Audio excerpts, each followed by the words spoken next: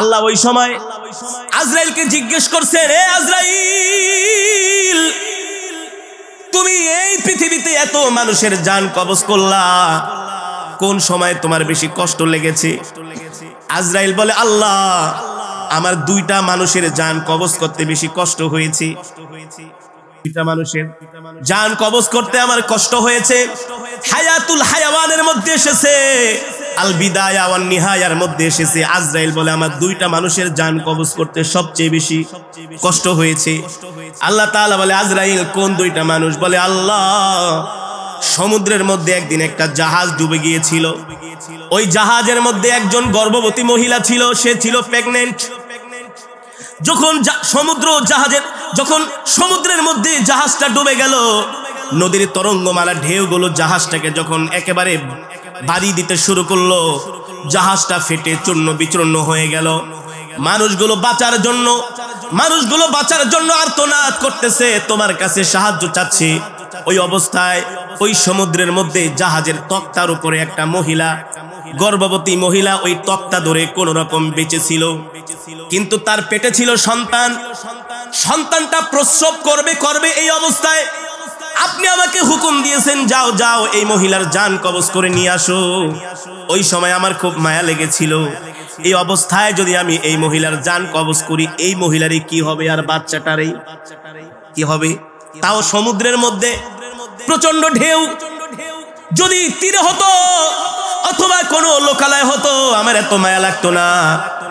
আজরাইল বলে, ওই সময় আমার খুব মায়া লেগেছে যে এই মহিলার সন্তানের কি অবস্থা হবে আর মহিলার কি অবস্থা হবে। আজরাইল বলে, আল্লাহ, আমার হাতে তো কোনো ক্ষমতা নাই, সর্বময় ক্ষমতার মালিক কি? আরো জোরে বলেন, কে? ইন্নামা আমরুহু ইযা আরাদা শাইআন আইয়াকুলা লাহু কুন ফায়াকুন। আল্লাহ বলে, আমি আল্লাহ এমন আল্লাহ, আমি আল্লাহ যা ইচ্ছা তাই করি। আমার আল্লাহর যখন যা মন চায় আমি তাই করি।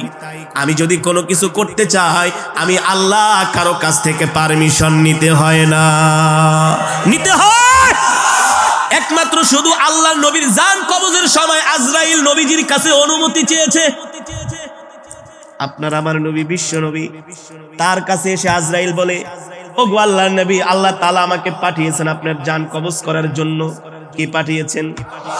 কিন্তু আল্লাহ আমাকে নির্দেশ দিয়েছেন, আগে আপনার থেকে অনুমতি নিতে হবে।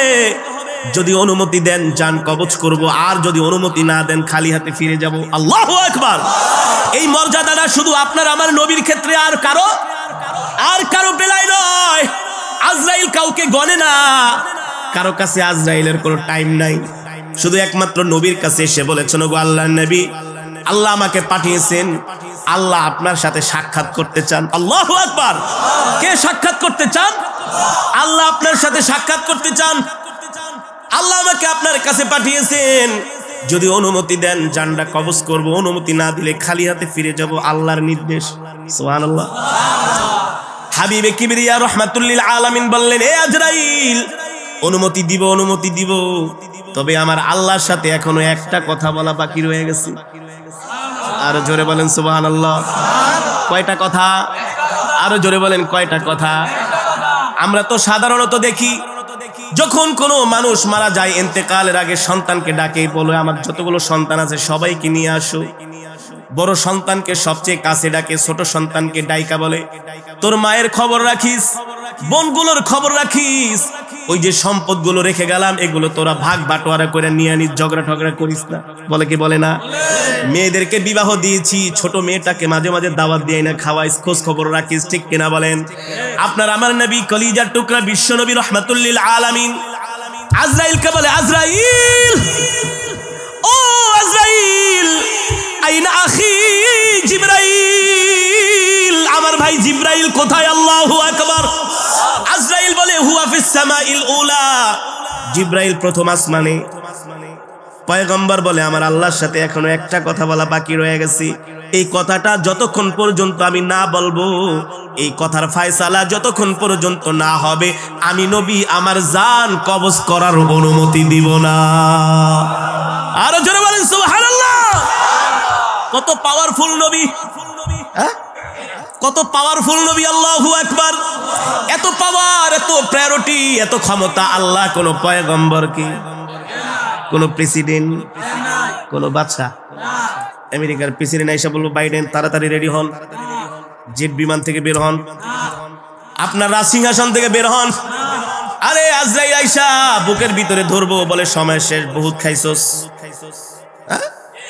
বহুত নাফরমানি করছস, এবার কড়াই গন্ডায় হিসাব দিতে হবে। ঠিক কিনা বলেন? আমার নবী দু জাহান সরকারি দু আলম ইমামুল আম্বিয়া সাইয়্যিদুল মুরসালিন খাতামুন নবীয়্যিন, আল্লাহু আকবার। পয়গম্বর বলে আইনা আখি জিবরাইল, এ মালাকুল মউত জিবরাইল নিয়ে আয়। তারপরে মৃত্যুর অনুমতি।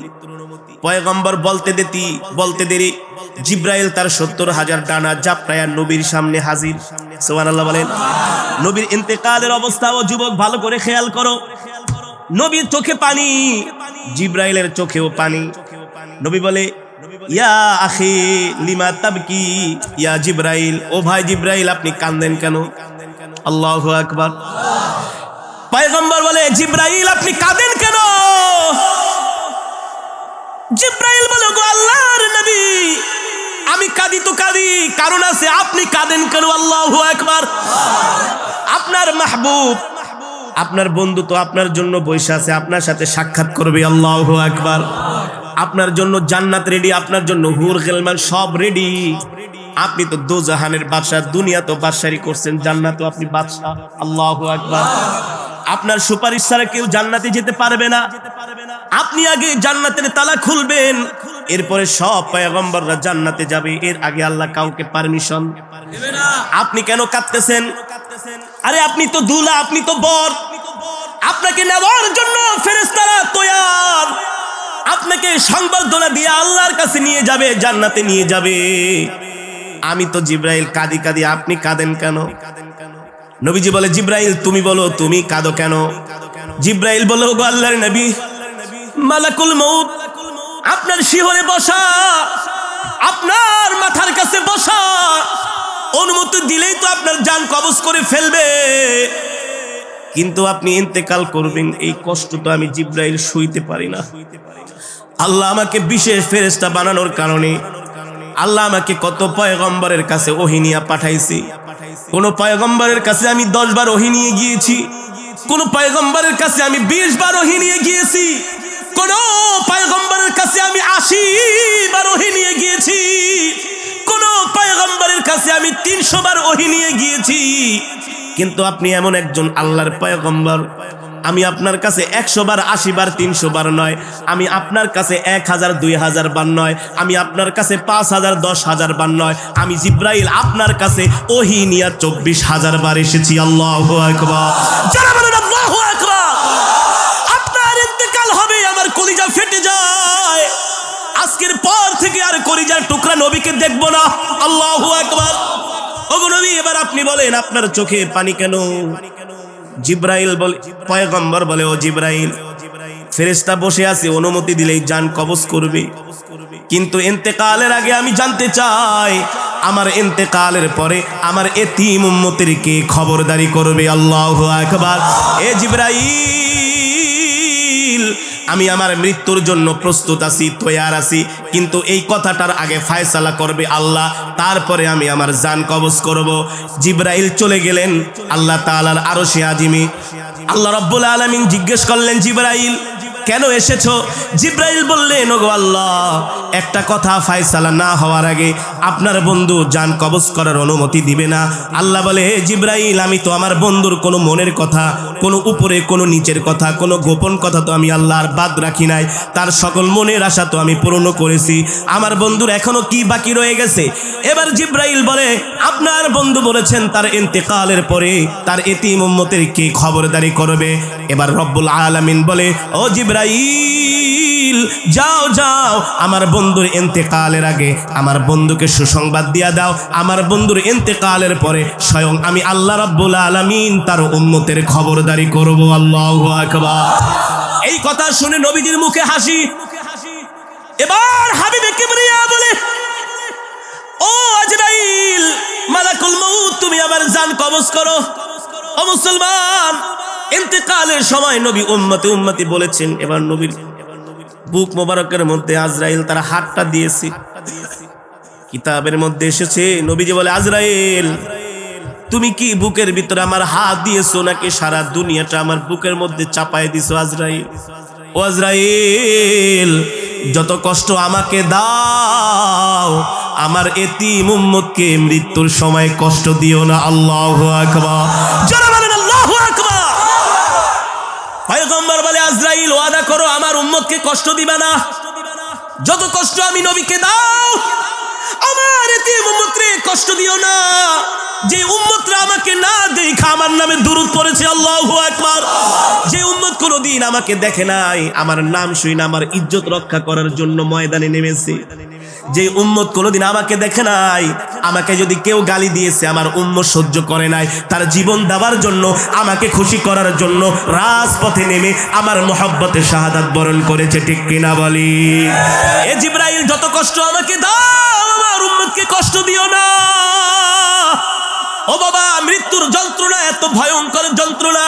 নবীজি বলেছেন মৃত্যুর যন্ত্রণার কিঞ্চিত উদাহরণ হচ্ছে একটা জ্যান্ত খাসিকে জবাই না করে যদি তার শরীর থেকে চামড়া খসানো হয়, ওই খাসিটা যতটুকুন কষ্ট পাবে তার চাইতে আরো 1000 কোটি গুণ একজন বদ্দিন ইন্তেকালের সময় কষ্ট পাবে।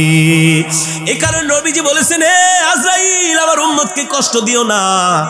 এবার আজরাইল বলে, ওগো নবী আপনাকে মৃত্যুর সময় সুসংবাদ দিচ্ছি, দুনিয়ার জমিনে সত্যিকার অর্থে আপনাকে আপনার যেই উম্মতেরা মহব্বত করবে, ভালোবাসবে, তাদেরকে আমি এইভাবে জান্নাতে তাদের জান আমি এইভাবে কবজ করব, মনে হয় ছোট শিশু তার মায়ের দুধ খাচ্ছে। আল্লাহু আকবার। জান্নাতের সুঘ্রাণ তার নাকের ভিতরে চলে যাবে, কোন সময় তার রূহটা বের হয়ে যাবে সে কোনো সময় টেরও পাবে না। আল্লাহু আকবার। ও মুসলমান, এই দুনিয়া থাকার জায়গা নয়, এই দুনিয়া ছেড়ে আমাদেরকে চলে যেতে হবে। কোন সময় মৃত্যুর ডাক চলে আসে আমরা কেউ জানি না, জানি না, কে বলেন? আমরা কেউ জানি না। সদা সর্বদা মৃত্যুর জন্য আমাদেরকে প্রস্তুতি নিতে হবে, সদা সর্বদা মৃত্যুর জন্য আমাদেরকে তৈয়ার হতে হবে। অথচ আমরা দুনিয়া নিয়ে আসি, অথচ আমরা বাড়ি গাড়ি নিয়ে আসি, অথচ আমরা টাকা পয়সা নিয়ে আসি, আমরা আমাদের দল নিয়ে আসি, আমরা আমাদের ক্ষমতা নিয়ে আসি। খোদার কসম করে বলি, তুমি দুনিয়াকে নিয়ে যতই চিন্তা ভাবনা করো না কেন, যতই প্ল্যান প্রোগ্রাম করো না কেন, আল্লাহ তাআলার পক্ষ থেকে যখন নির্দেশ আসবে তোমাকে 4 হাত পা নিয়ে কবরে চলে যেতে হবে, ঠিক কিনা বলি? এই কারণে আল্লাহ বলছেন, ইয়া আইয়ুহাল ইনসান, ইয়া আইয়ুহাল ইনসানু মা গররাকা বিরাব্বিকাল কারীম। আল্লাহ বলছে, এ দুনিয়ার মানুষ, পৃথিবীর এমন কোন শক্তি আছে যারা তোদেরকে আমার আল্লাহর কাছ থেকে দূরে সরায় রাখে?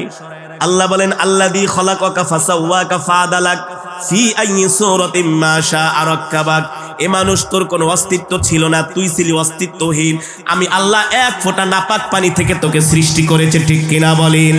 অন্য আয়াতে আল্লাহ বলছেন, কাইফা তাকফুরুনা বিল্লাহ, কিভাবে তুই আল্লাহর সাথে কুফরি করস, আর কিভাবে তুই মুসলমান হইয়া ইসলামের বিরুদ্ধে কথা বলস, ঠিক কিনা বলেন? আল্লাহ বলেন, কাইফা তাকফুরুনা বিল্লাহ, আল্লাহর সাথে কুফরি করিস না। কি করিস না? ক্ষমতা পায়া শুধু লাফাইস না, আর ক্ষমতার দাপট দেখাইস না। এর কারণ হলো ফেরাউন কিন্তু 450 বছর ক্ষমতা ছিল, আল্লাহ ফেরাউনকে লোহিত সাগরের মধ্যে ডুবিয়ে মেরেছে, ঠিক কিনা বলেন? আল্লাযী খলাকাকা ফাসাওয়াকা ফাআদালাক ফি আইয়ি সূরাতিন মা শাআ রাক্কাবাক। আল্লাহ বলে, বান্দারে কিভাবে তোরা আমার সাথে নাফরমানি করস, তোদেরকে আমি আল্লাহ কত সুন্দর করে বানাইছি।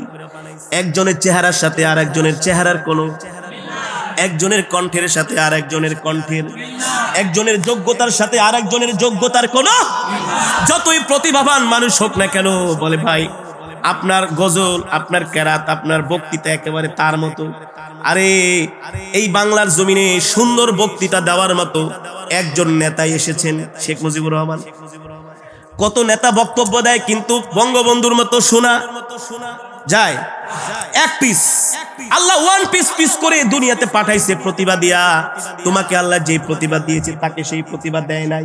তোমার মধ্যে আল্লাহ যেই যোগ্যতা দিয়েছে তার মধ্যে সেই যোগ্যতা দেয় নাই।